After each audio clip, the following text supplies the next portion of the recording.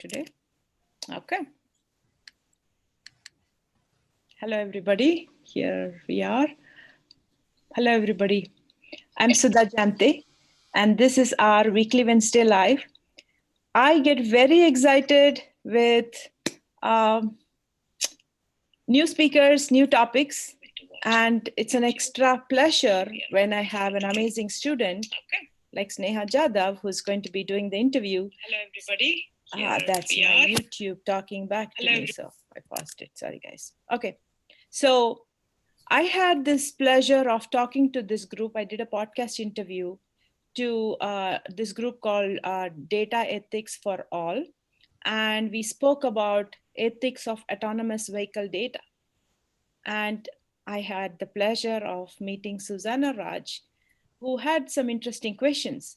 And then when I followed up, I was blown away by her work in this area, passion in this area. So I'm not even going to tell you more about it, but you're going to hear a lot about in-car passenger agency, which is not a topic you typically hear in my classes because we are focused on get the foundation of autonomous vehicle business and understand the data in the car, how do you monetize it. And yesterday we had a module on data ethics because we cannot unleash these smart people out into the world without knowing about ethics and inclusive mobility and just our responsibility as we are creating the space. So without further ado, let me pass it on to Sneha Jadhav. She's going to be off video to conserve her bandwidth frequency, which has a beautiful picture that shows her face. So Sneha Jadhav is a connected vehicle product manager specialized in digital twins. And she's part of my Path to AV data course series online at Driverless World School. So I'm going to pass it on to her. She did a fantastic job with the interview a couple of weeks back with Intangle's co-founder when he talked about digital twins. So I'm very confident that this is going to be a fun session. So hang in there. And with that, let me pass it on to Sneha. Hello, everyone. Good morning. Thank you, Sudha. Today we have the pleasure of having Susanna here. And I and Susanna had a couple of chat, and there's so much information. I'm so excited about it. So Susanna is a cognitive science researcher, and like Sudha said, that she has a lot of questions, interesting ones, and she's also an AI data enthusiast. Without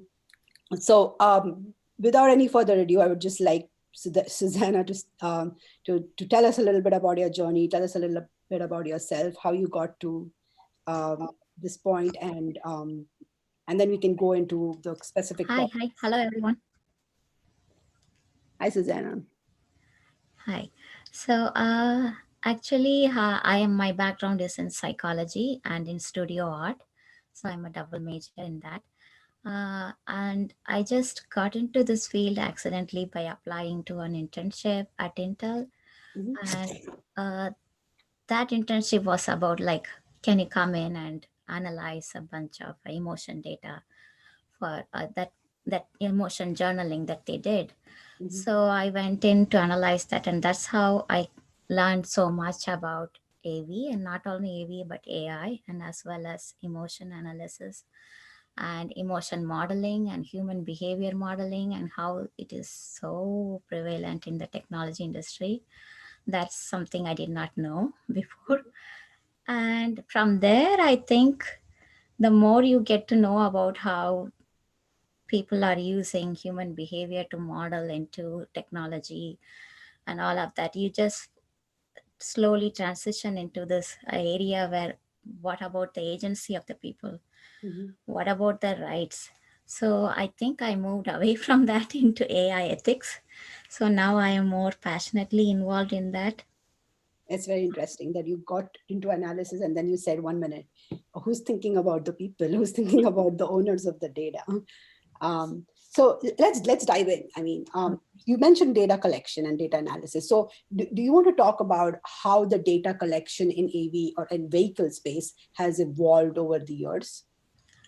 Okay, before I came in, I don't know anything about this AV industry, but mostly what I learned about in the past 4 or 5 years, I can give you an overview. The areas that AB data collection has been for the past few years is, I think you guys have already covered it. It's about braking, speed analysis, mileage, and the wear and tear of Right. OEM parts, and how that is being collected either on the device or on the up in the cloud, and as well as lidars and radars and ADAS. ADAS is an advanced driver assistance systems. So those are the areas that when people talk about AV, it's mostly like people are talking about the car itself and the components of the car and how the car behaves and all the sensors on the car. But I think in the last few years, it has moved into predictive analytics and moved into more into the in-cabin experience of passengers in the car and also the drivers in the car, and analyzing the predicting their behavior inside the car. So in that area, I think that's where I how I came in. It's human emotion, attention, alertness, and also actions. So human emotion is simply like anything that's anger, frustration, happiness, and even you can say, even though it's not an emotion, you can say it's even alertness and Mhm. even being stressed out by the traffic and by the, all those things come into that. Right. And attention is mostly how the driver is focused on the way Right. on the road, and if they are actually paying attention to everything, if they are scanning properly to all obstacles on the road. Mhm. And alertness is generally how alert they are. Are they like tired, or just frustrated and sleepy, and Mhm. even drunk? Alcohol is another area. So all that you mentioned does relate to the aspect of driving.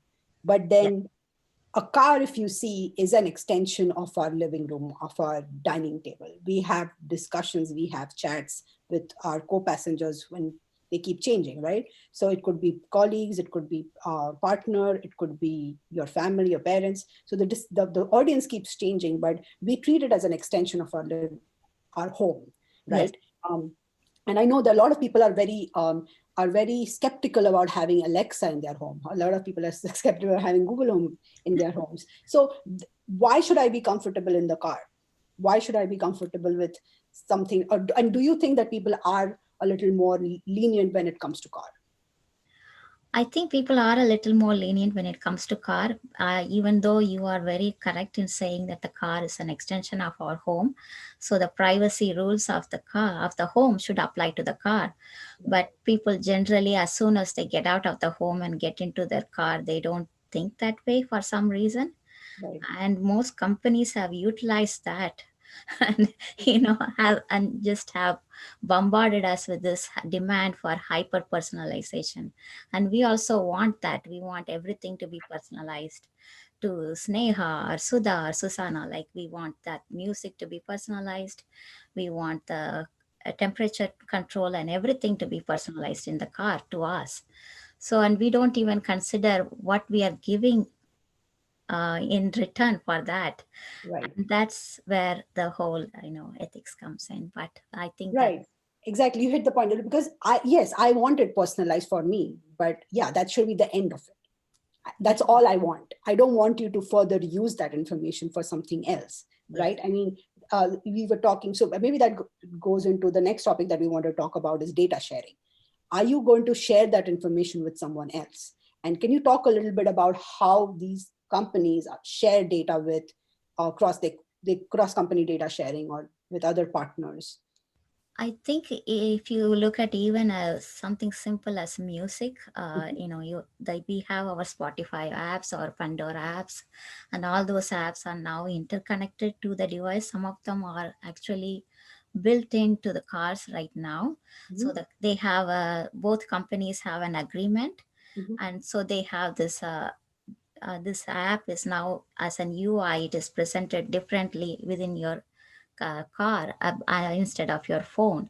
So that integration comes at a cost to your privacy, because there's now going to be cross sharing of data between these apps and your car company, and Mhm. you don't know where what consent, whether the consent you gave to Spotify might be just to personalize your music, But then they might be learning more about what kind of podcast is she listening to, what kind of news is she following, is she more a Republican, is she a Democrat, does she like Interesting. to, yeah, it's like all it goes into all of that.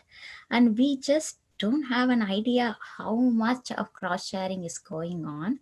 And even I don't have a great idea about it, but I do know that it is going on. Do you have And some more examples you could share with us about data sharing? Like you mentioned, whether what is your political affiliation? That is a that is big information about you, right? So, do you have any more examples that would help? in terms of the car, right now, this is I think NPR and all the radio stations and podcasts that you are listening to. Whenever you sign in with your, there is Cyrus or something, there are like many subscriptions, right? So now all of them are integrated into your car. And when you are signing into these apps, and as usually it is at the beginning of whenever we purchase a vehicle, we just upload everything and then we sign into it, and it's asking you for the password for each of the apps. Then we forget it. It's like once signed in, it's always there and we are happy with it. But that is where the cross sharing is happening. That's one area within the cars. Another area is like all the sensor data Mhm. that is inside the car is also being shared with your insurance companies and with also the policymakers of your city and your transportation agency, pretty much everything. And you don't even have any idea about what is being shared and what is not being shared, and whether you are okay with all of it.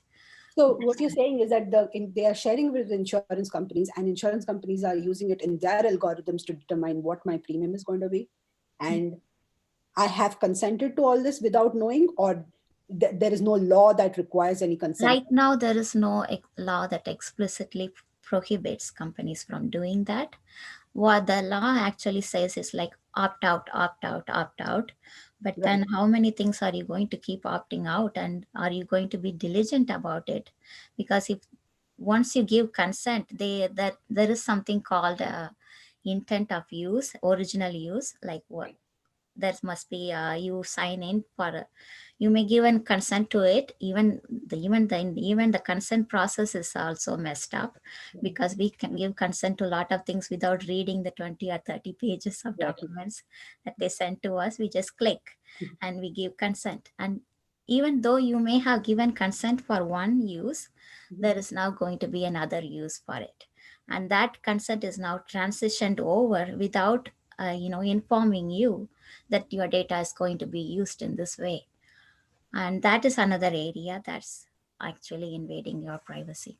So I consented to the intent of collecting data for, say, personalization, my sake. This is my helping me better use my app, or get my music. But what you're saying is that that consent is then transferred over to a third company, which can then use it for something totally different. So in case of insurance, I want my alertness information, my car to give me my alertness information, so that I don't, so I'm able to avoid accidents, stay on the road and all of that. But they are using that information to further share it with insurance companies. They are using it in their algorithms to charge me In premium. not only the insurance companies, it is being shared by almost all of the apps have a coexistence together. They have a co-agreement. I don't know the right word for it, but there's actually a legal term for that. Like they have this agreement. So you don't that information about your alertness, whether you are drinking, whether you came from a bar, even your location tracking, you went to a bar and you came and sat in your car, they know all of that. So all of that is going into a lot of app sharings within the car itself. And that is where the area is so muddy right now, that it's legislation has to be clear, and it has to stand on the side of the user, that is you. Right. And I don't like to use the word user, because now every I actually think the users are them, and we are the owners, and you are the owner of your data. And I Yes. think you are just giving permission for other people to use your data, which is so they are the users and you are the owner. And as a owner, you should be very specific about what kind of permission you are giving, and how the laws are, in your favor and all that. Right. So right now we don't have that. So you mentioned about your information being shared with the city policymakers. What mechanism? There's one question that's come up. What is the mechanism that's used today? And is there any transparency to seek? Is there a way I can go and is there a transparency around what data is shared with the city government?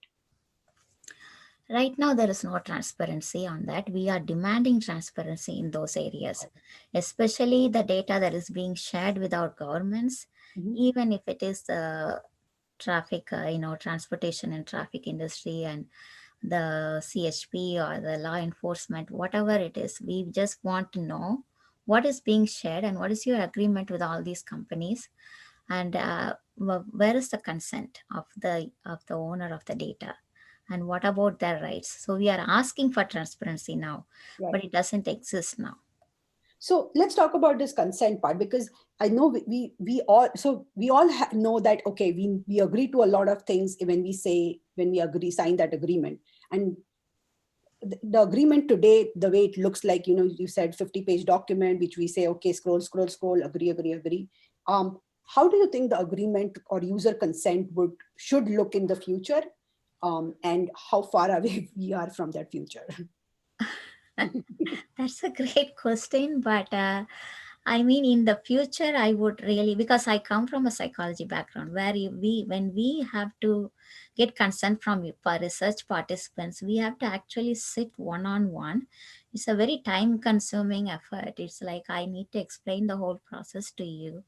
I Mhm. need to actually point out any clauses in the consent form that you are signing that's going to have an adverse effect on you. Right. Those are the areas that I should specifically point out.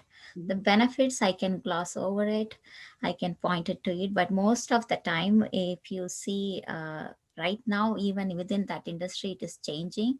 People are like, these are the benefits you will get if you take the survey, but Mhm. then they don't actually sit down with you and tell you these are the adversarial effects of taking this survey or participating in this research.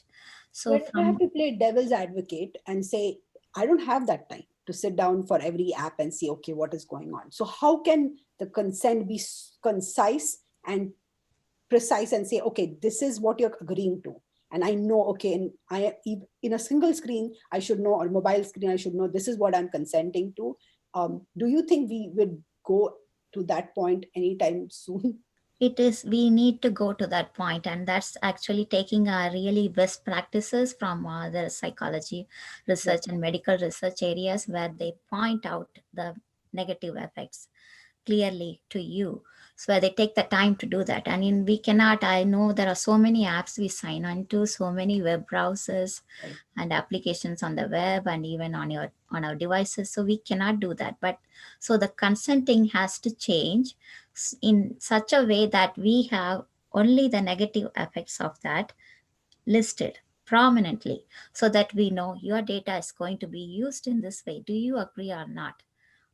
That could be one area, but I'm also thinking in another angle, Mhm. like why not protect every data right as a birthright, as a human right, and like merge the two and have a very strong framework for that, instead of just saying this is just data rights.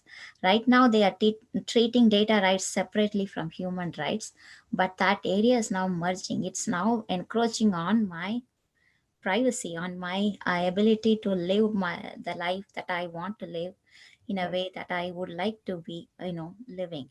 Right. So that when it comes to that, it becomes a human right. So I'm like saying maybe we should merge the two. That is my my So you're saying thinking that we should process. trade it like a house, a property, like how, Yes, yeah. So so it's it's like like a your property. DNA, like your blood type, like your DNA. It's part of you, and people should be asking permission to Right. use it. And as long as whatever it is, your DNA is your DNA. It's your right. So again, if I have to play devil's advocate from the company side, so if I'm a company, I'm trying to make profit. I'm trying to give a service, make profit. If I have to lay everything, and as a product manager, you have something called as adoption, right? If the barrier to entry gets hindered at step one, where you show me, okay, this is how I cannot use my, or this is how my data would be used. Why will someone use my app? Why will someone use my product? You know what I mean? Like, we are increasing the barrier to entry. So how are we going to convince the companies to make this part of their best practices, or like it should be part of their core ethics, right? Yes, this should be part of their core ethics so that the technology will develop around it. So that's what we are fighting for. Like, Mhm. let your, make sure that your technology fights around builds around the core ethic of it. It should not be the ethics should come at the later part of it. It should be built around it. So when it is built around it, I don't agree with the viewpoint that companies are saying this is going to Mhm. create a barrier for our entry points. Mhm. But actually there are, I can't think of one, but there are like use cases where people believe that if you do edge computing, like computing on the device, Right. and you don't share it with anybody, I can still give you personalized music preferences. I can still make the environment personalized for you. I don't have to, I mean, the companies are not working in that area because it's easy to share data and then share information around. It's Right. easy to throw it into the cloud and let everybody make use of it and improve on it and innovate on it. But we are asking, if you build it around the core ethics, then you will not be focusing on using what is convenient for you. That's interesting. So what you're saying is that give the users what they want, but use, make sure that you are doing it ethically, and build it around build a technology around the fact that you cannot share the information. So I think that was a very interesting one, where you said you can do personalization on the edge computing. I mean, as the technology moves ahead, we should be able to figure out how can we um, give personalization or fulfill the use cases without being able to uh, With, yeah, compromise on ethics. yeah, without compromising people's privacy and without compromising their basic human rights. And because there's like, once it's like the data is out, it's out. There's no catching it back and Right. pulling it in. So Right. that's what's happening now. So So, there's so much of our data out on the internet uh-huh, that people are just using it.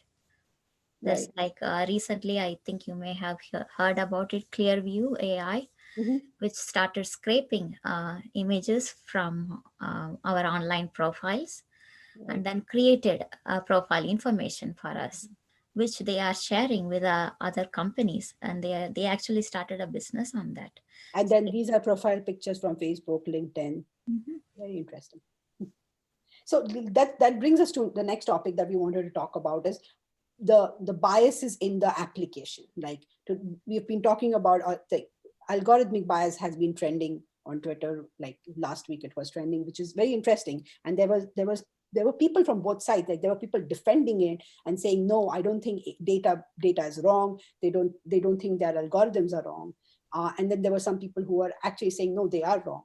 So let's talk a little bit more about algorithmic bias, and what is your research been around it and your Uh, experience. I think we just started on this. I tried to align myself with organizations, and I was looking for one Mhm. that will support it from a very inclusive and very non-diplomatic way, because most of the Mm. uh, ethics organizations that I looked at, they were very diplomatic in their approach. It's like, let's have the cake and eat it too kind of ethics. It's like, let's be good friends with the company and let's be good friends with the owner of the data. And I'm like, that's never going to work. You need to take one side, and once you establish a strong groundwork for that person, for everybody there, then the technology will build itself around it. Once there are rules, we usually work around it. Once there are no rules, we are just free to do whatever we want. So Right. that's also I found data ethics for a data ethics for all. That's an organization that Shilpi Agarwal had started, and she had like 12 pillars of ethical guidelines that she called as a 12 framework. And when when we started working on one of the areas that we want to work in, which is not only us, there are many groups around the world that are working on it. I actually shared some resources with you, Right. which you can give to your students. And some of them are already starting on what is called a Bill of Rights for data, Mhm. and also an ethical audit and establishing transparency within companies, asking for that, Mhm. and outside audits. I mean, like data ethical advocates coming in from outside who have no interest in the company, no investment in their stocks or anything. Like Right. they just come in and audit your data just only for the transparency. We are not interested in finding out about your secret sauce, about your models, code, or anything like that. Right. We just want to know, did you collect the data ethically? And did you label the data ethically? Did you make sure that the data was inclusive at every step of the way? So that's what we are working on. One of those areas is the Bill of Rights and also advocacy Mhm. for transparency from companies, and also advocacy towards ethical audits of companies. So if I'm a developer who is working on AI, or I'm a data scientist, I truly believe I'm not racist. I am not biased. I am doing I'm looking at the data. I'm processing the information. There's a test data that I'm looking at. Why do you? So when I think one of the biggest things on the Twitter trend was people were getting really offended that, do you think I'm racist, or I am not racist? Why do you think I build models that are racist? Things. So how do you think like biases are? And I know you showed me a diagram. If you want, we can pull that up for the audience. That would help us look at it. But can you talk a little bit more about how biases are introduced at what points? Biases are introduced from the point where you collect the data. I mean, if you worked in data collection, it is like if I am going to collect emotion data, I am always looking for every to include every sector. Mhm. I mean, it has to be an equal amount of women and as well as men. All the women or the men have to be same age, or if I am having different categories of ages, I want equal representation of every age group in every gender. Mhm. And then I also want equal representation of educational backgrounds, Mhm. economic backgrounds, and also mental and physical health backgrounds. Everything has to be equalized and equally represented. That is a very inclusive data collection set, but it's so hard to do that. So people are like, it's convenient to go around when for most of the pilot studies. Mhm. This is also, I'm not like saying, oh, our psychology research is the best. We do the same thing too. We make the same mistake of having a convenience pool. Like we just go and collect for a pilot study, we will just like collect data from all the students. It's easy. I can send out a survey to all your students. But then I might think, oh, there's like enough men and women of all ages here, but it may not be an equally represented inclusive data set. Mhm. Just the fact that you all came to learn about autonomous vehicles makes you biased towards autonomous vehicles. It's not it's not like you might be for autonomous vehicles or you might be against it, but just for the fact that you came to a class like that, it's a convenience pool. So it's a biased pool. So this, it's not about being racist, like saying, oh, I don't want to include black people, I don't want to include Asian people. We are very prone to taking in convenience sampling, convenience pooling, and Mhm. that is where bias actually comes in. Very interesting. So I know you showed. I just want to pull that diagram because I think, Oh, okay. yeah. Let me It, try that. if not, I can. I thought Mhm. it would be very good for the class to see it. One participant can share at a time. It's okay. Maybe I can share. Oh, okay. All right. So are you able to see my screen? Yes, I can see it. Thank So you. do you want to talk us quickly through this diagram so that we can? Yes, it's actually this is a good I picked this diagram from the one of the ethics articles. Mhm. So actually, this shows you how bias is included in every part of the process.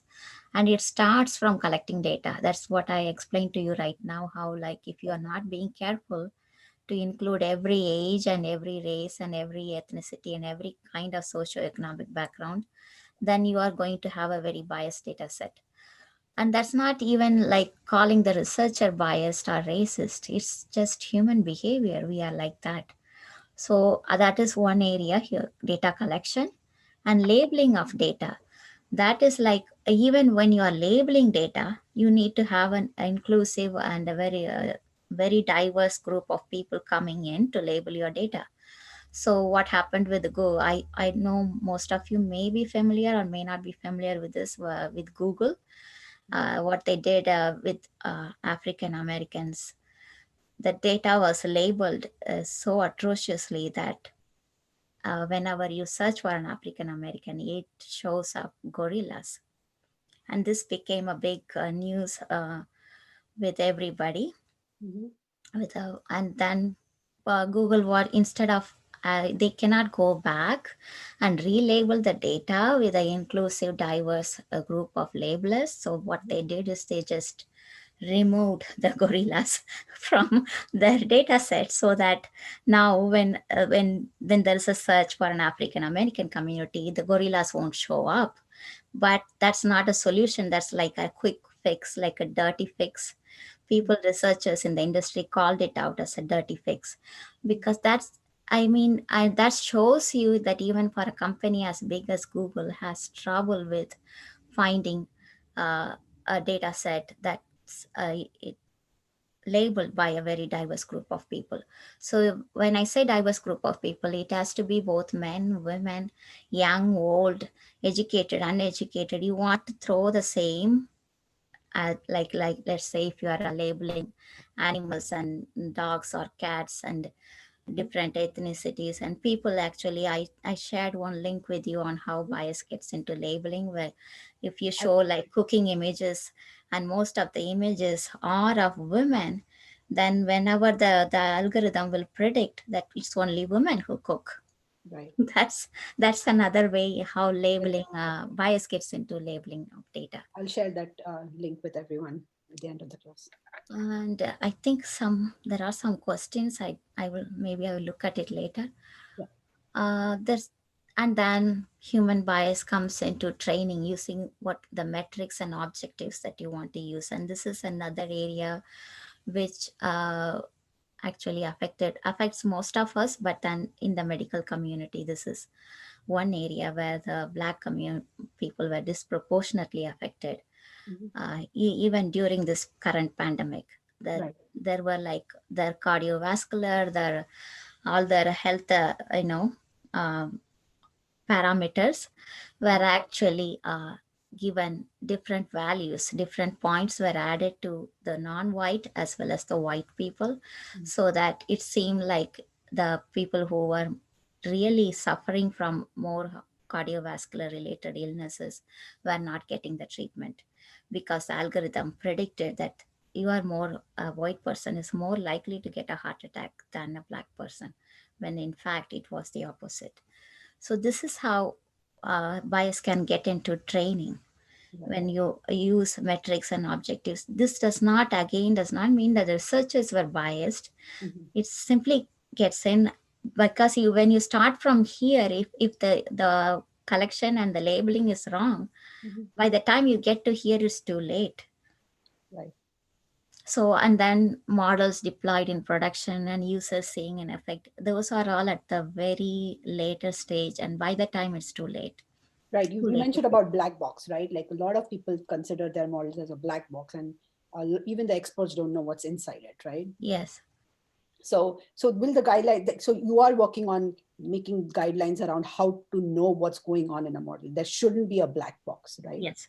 You mentioned about that. That's We that's we do want transparency. We are not asking to see your innovation ideas or your intellectual property. We are not like trying to steal anything. We know that you have a right to protect what you have created, Mhm. and within a capitalistic industry like ours, everybody has a right to protect their products and their product secrets. But then even without that, there should we can have transparency in those two areas. Actually, collecting and labeling data, we can have transparency, and also the metrics and objectives you used, we Mhm. can have transparency in those areas. And this still does not show anything about your secret sauce. You can keep your model a secret. You can keep most of your the project data behind your model as a secret too. Right. We don't have to see that, but if we see enough of this information, we can tell you whether your data was biased or not. Mhm. And by having an external audit of your data, that's going to help with the transparency. Cool. This helps. This helps because usually we see model as one big model and we don't see at what points the biases are interjected. So I think this is a pretty cool Thank diagram. you. So moving on, and I think there's one question where someone's come up and says that, do you think we will ever feel safe? We'll ever feel so the question is like I think we have about 10 minutes, but I want to make sure that we address this point where you say, where do we go from here? Okay, and we understand, we came up with some really good topics about intent of collection versus intent of use, Mm. users of the data versus owners of the data, where we are not the users, we are actually the owners and the companies are the users, Yes. and that shifts the mindset, right? Yes. So where do we go from here, and what is the point? Like, do we have legislation? Do we have something that would say, okay, or give some guidance to all the companies and not just in one area? Because what happens is that there's one government that is friendly towards owners privacy but the other government is not, so then the people are at a disadvantage, right? So how do we get to a point where irrespective of where I am with in the world, my privacy should be protected, my data should be protected, and Yes. how do we get there? So that's why we are like advocating for data data rights, Mhm. almost like a human right. If Right. we equate it to that, like just like you have your First Amendment right, your Second Amendment right, and whatever all the rights that the Constitution gives you to lead to pursue a happy life, Mhm. that those kind of rights should be embedded in for our data as well, because you can't separate me from my data, right? I Right. mean, everything about Susanna we are going to collect is Susanna, right? Right. It's not like you can separate the two. So we are advocating for a global, uniform data rights that applies at the same level as privacy and human rights, so that it's uniform all over the world. You can't, whether the country is friendly to you or not, the businesses have to abide by those rules. So how far away are we from legislation, and what steps needs to happen before we reach to legislation? I think education is the first step. Educate yourself on what's happening and on all the devices that you own. Find out what is being recorded. What are the consents that you're giving it? What have you already given? You can actually download your Facebook data. Just download it and see. It will be an eye opener. How much information is being collected about you? Download your Gmail and Google data. You can do that now. So you will know how they have tracked every possible aspect of your life. And if you actually take out your own Gmail and your Facebook data, and if you anonymize it and give it to somebody and ask them to create a model of this person, they would create a very accurate model of who you are, with your all your political views, your Mhm. preferences for food, your musical preferences, and the books you read, and everything about you, and even what you searched on Google. You may have searched for very private, personal things. Everything will be there. It's almost So, like my digital twin exists somewhere. yes. So that is education is the first step, Mhm. and then advocacy. If you once you have educated yourself, you become an advocate for your own data. So advocacy is the next step. And I think the other one is like going as far as demanding adaptation of transparency policies. Mhm. I mean, advocating for transparency within companies as a community of people, as we all rise up and ask for it. We don't even have to establish a law to get that. Companies are already, because of the BLM movement, they are already removing all the predictive, analytics from their like facial recognition and all of many IBM, Amazon, all of them have stopped it. Right. This did not come from a legislation; it came from advocacy. So be an advocate for your data. Mhm. And the last step is legislation, which is like we are, I think we are like more than a year out on that. But there are multiple people around the globe that are working on this. And I gave you some resources, and within that all the people that are listed in those resources are actually actively working to bring up legislation in each of their countries and also globally. Very cool. So a year out still feels scary, but at least there's a timeline. There is still a timeline out there, right? Yeah, it is scary, yes. It's good to have a timeline. But thank you so much for taking the time. And I think I learned a lot. I'm sure everyone here learned a lot too.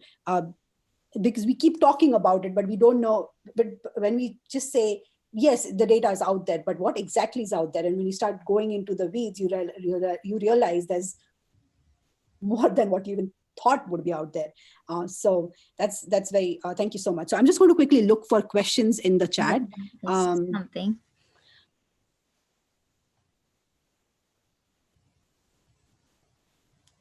So Patrick has a comment on biased application regardless of data. He talked about gender recognition, inductive biases, which is true. I think we touched very slightly on it. I think, so Stricter consumer protection. So there's a question from Patrick again. Do you think strict consumer protection against cross-sharing would force technology companies to invent privacy protecting AI, data sharing approaches, etc., so that we still have frictionless services, but people feel safe? So basically, we're saying that regulate sharing of the data. Yes, by having a strict consumer, so let's stop calling ourselves consumers and users. Let's establish ourselves as the owners and, property rights owners, data rights owners. It's almost like our birthright. So the more we start using consumer protection is great, but consumer protection is tied to marketing. So it will only apply as far as marketing protections. As far as per your purchasing power, so it won't apply to every aspect of your life. Now AI has invaded every aspect of your life, so we need to go a little bit more behind, more than consumer protection. We are asking for more stricter protections, and he is right. When you ask for that, then the technology will build itself around that. Maybe there will be an AI for privacy. That would be great. If the AI is going to work for my privacy, I'm all for it. Mhm. So yeah, so that's, yeah, we think if it is the core ethics and that we are strongly enforcing that, then every technology that we use will be built around it. Companies will bend over backwards to do that because they want the products to be sold, right? Right, right. And so there's one more question that came up on Patrick, and we did touch on it yesterday. It's about the Corona apps worldwide.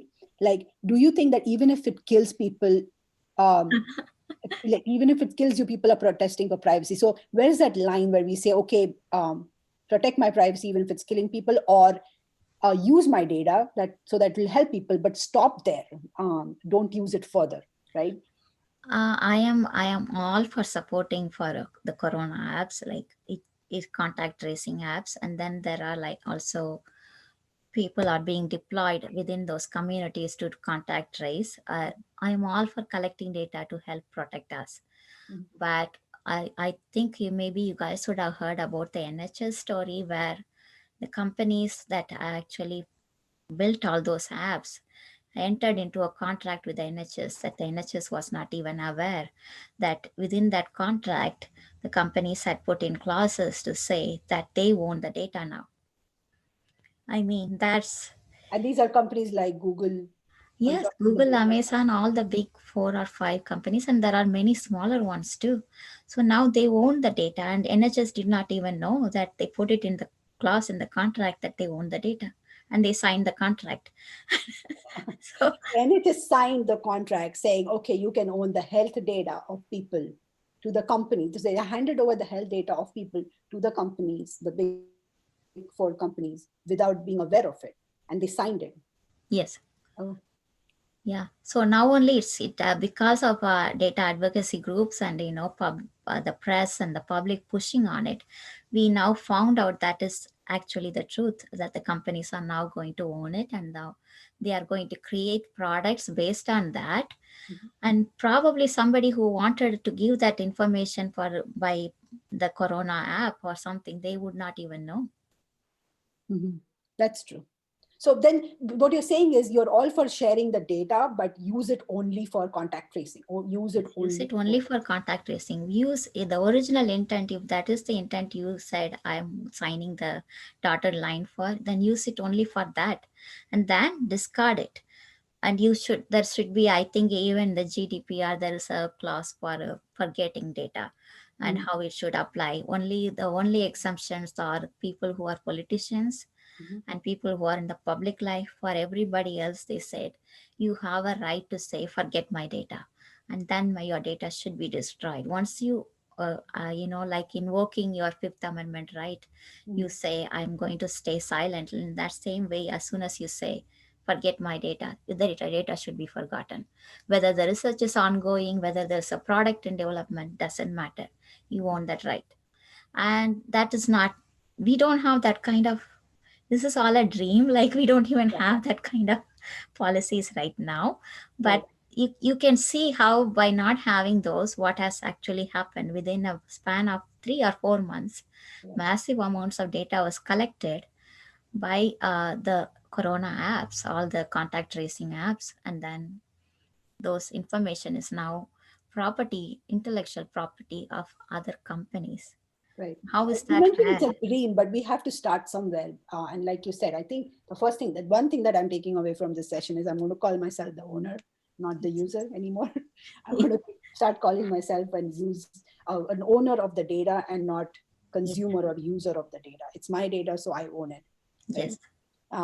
So I think Sudha, we talked about this, but Sudha did point out that IBM is now talking about a 3 digital twin in car, one being the person in the car, along with the car being a digital. They have a digital twin for the car itself, but they also have a digital twin for the person in the car.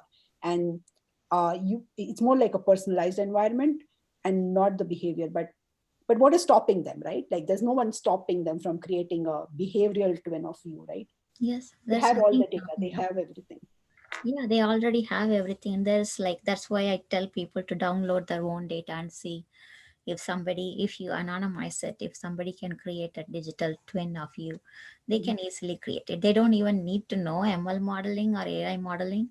Mhm. Just simple data analytics. If you can just throw it into any software there, you can come up with one that can look just exactly like you. So what is stopping them to say now? Because once there is also something called creative rights, creative copyrights. They can just say, oh, that persona that I created is not the same as Sneha, so I just now own that one.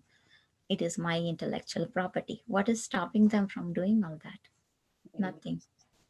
very interesting. I think this was a very, very interesting discussion, and I'm sure the audience would agree too. But I think we've gone through all the questions, and thank you so much. Like I said, one thing I learned from today is that I'm the owner of the data, not the consumer or the user. Yeah. So Educate that's the yourself and be tagline. an advocate.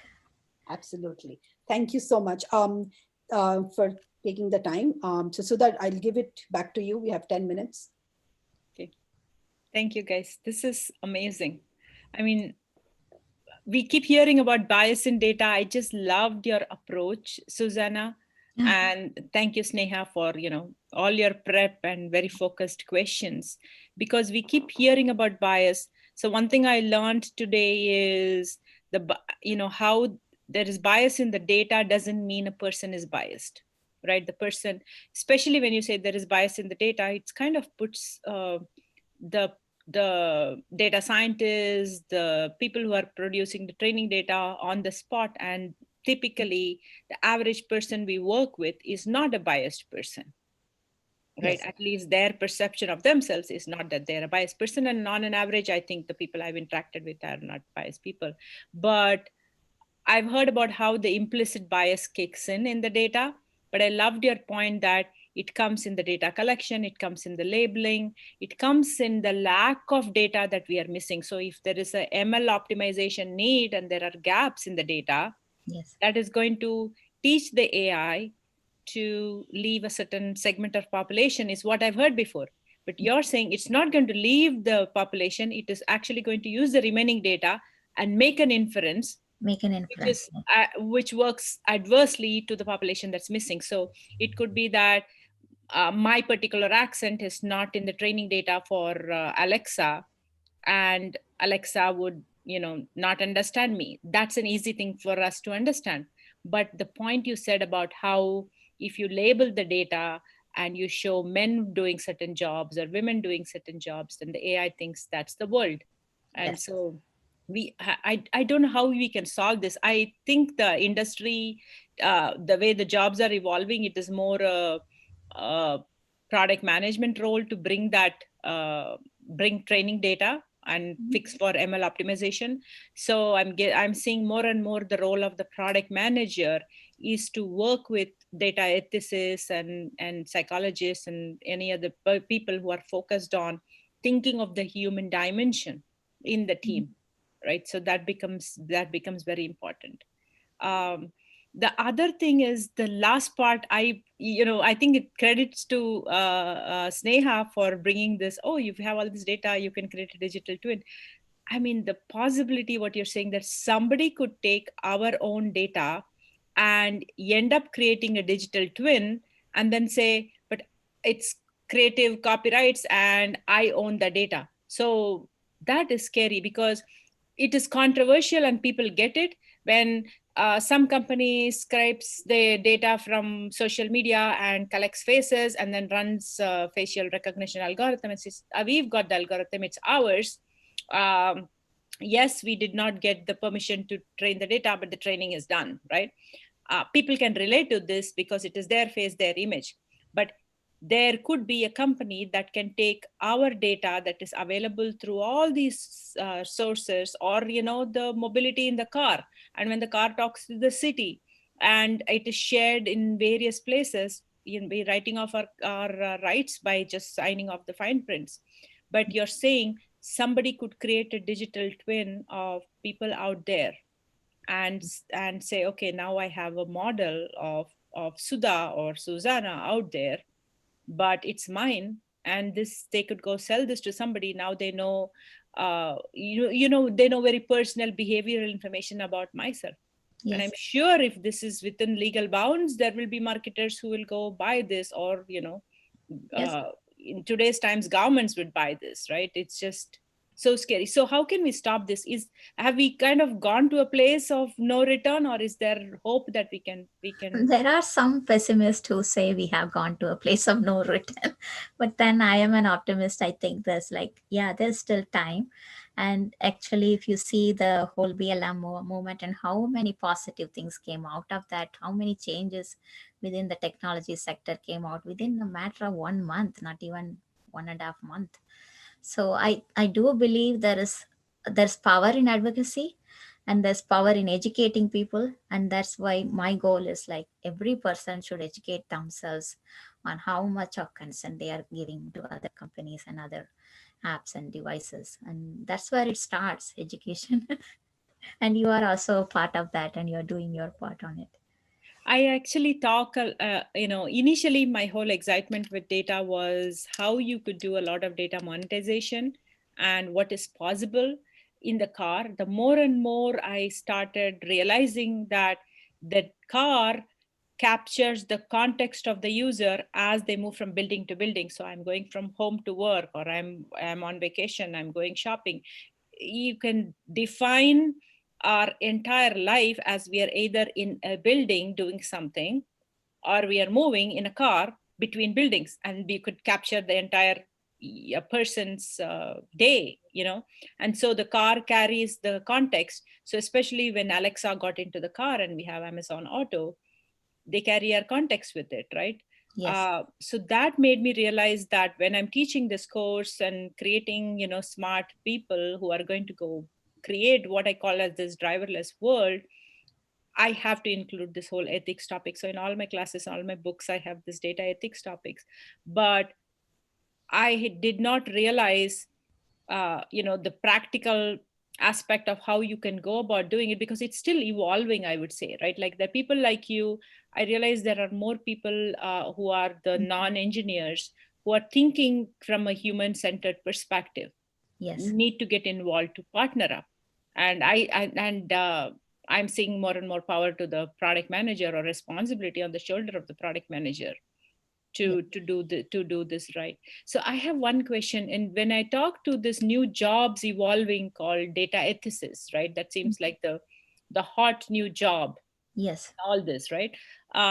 There are two camps, right? So there is one set of people who believe that you can build the product right, do the training data, and do this in working with technology companies and change, right?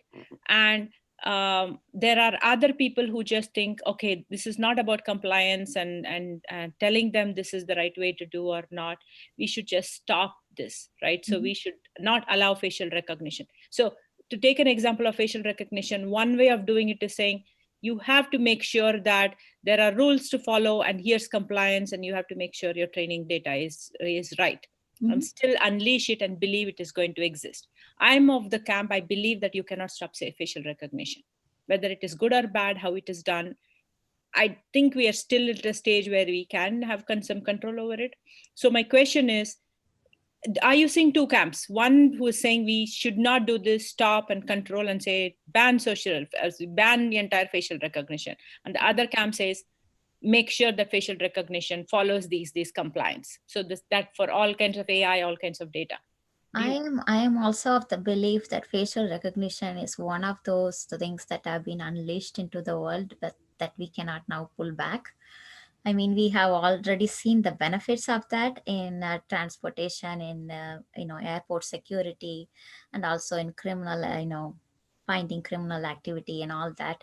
It has a purpose, and actually, human trafficking, kidnapping, everything like terrorist organizations, it has a purpose.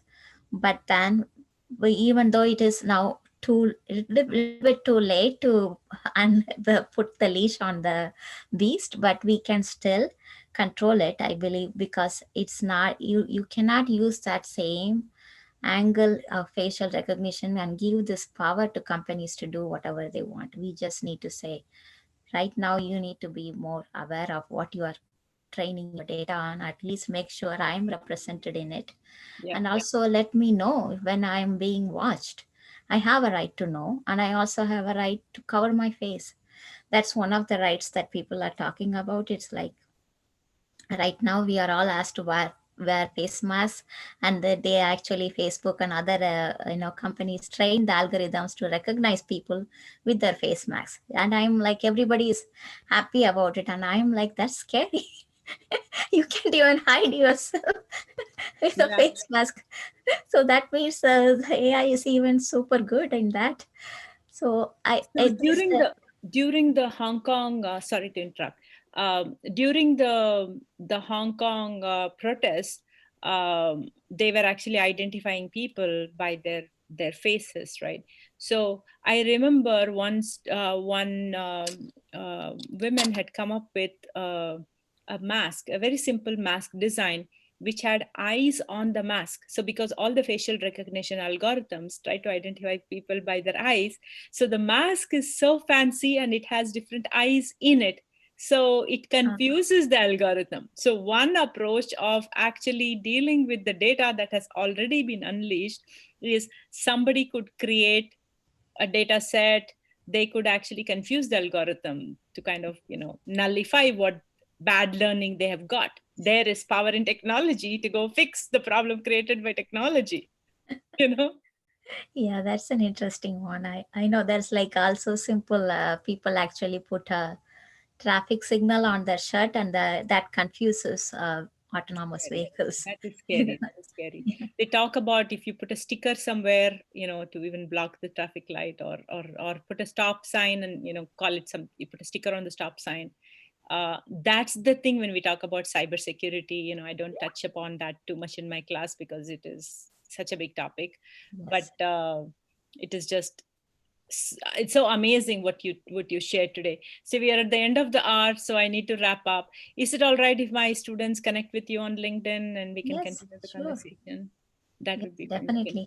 fantastic. If they have any questions, they can direct it to me there. And I just posted a thread on LinkedIn because we had a spill room and we could not accommodate everybody today. So it's streaming on YouTube as we speak, and I shared that on LinkedIn. So maybe we can come and share some of your research, and I'll put it back on Driverless World School. And some of your research work in the space and papers and will be very valuable for us. And good luck with everything. Thank you so much, Sneha. This has been really amazing. I love how you're thinking through doing your homework, and I see the typical the PM work coming in the interviews, and so I get to sit back and enjoy. So thank you so much. Thank you. Thank you, Sneha, and thank you, Thank you, Sudha. Susanna. Thank you. Thank you. Okay. So, and this has been part of our Path to AV class speaker series. So you can come back to Career Pivots on Driverless World School to look at the archive and go tell your friends. We don't restrict that just to the students, so that everybody can get access to data.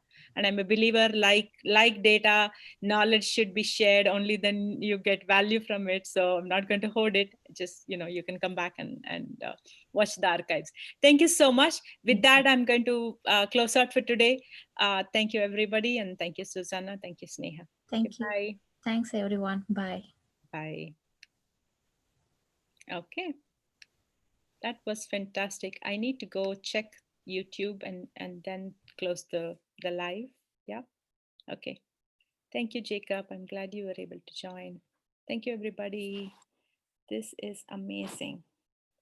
And thank you, Patrick, for your questions. I just love it when you join our sessions because I love your thought process and how you have questions. This is amazing, amazing stuff. And with that, I'm going to close out. Thank you, everybody. Bye. Sneha.